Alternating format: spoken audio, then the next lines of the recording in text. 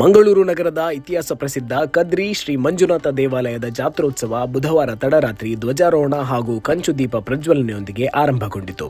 ಸಂಜೆಯಾಗುತ್ತಿದ್ದಂತೆ 7 ಪಟ್ಟ ಮೊಗವೀರ ಬಾಂಧವರು ಧ್ವಜಸ್ತಂಭವನ್ನು ದೇವಸ್ಥಾನದ ಮುಂಭಾಗ ತಂದಿರಿಸಿದ್ದಾರೆ.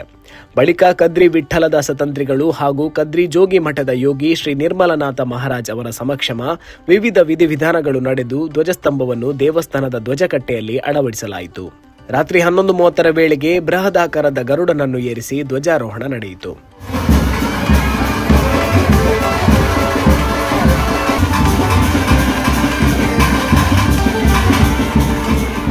ಬಳಿಕ ಕದ್ರಿ ದೇವಸ್ಥಾನದ ಐತಿಹಾಸಿಕ ಕಂಚು ದೀಪದ ಪ್ರಜ್ವಲನೆ ನಡೆಯಿತು. ಮಲರಾಯನ ಭಂಡಾರ ಆಗಮನವಾಗಿ ಬೆಳ್ಳಂಬೆಳಗಿನವರೆಗೂ ಧಾರ್ಮಿಕ ವಿಧಿವಿಧಾನಗಳು ನೆರವೇರಿತು.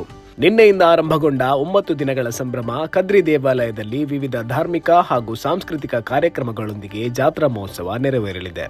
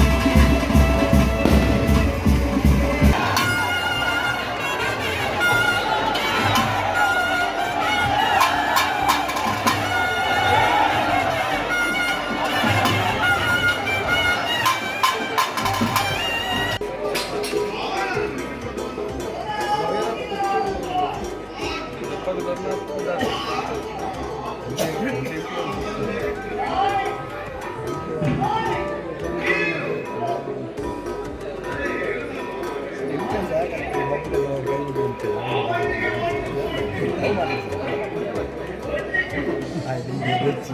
Nah, ini begini, apa kayak begini tuh?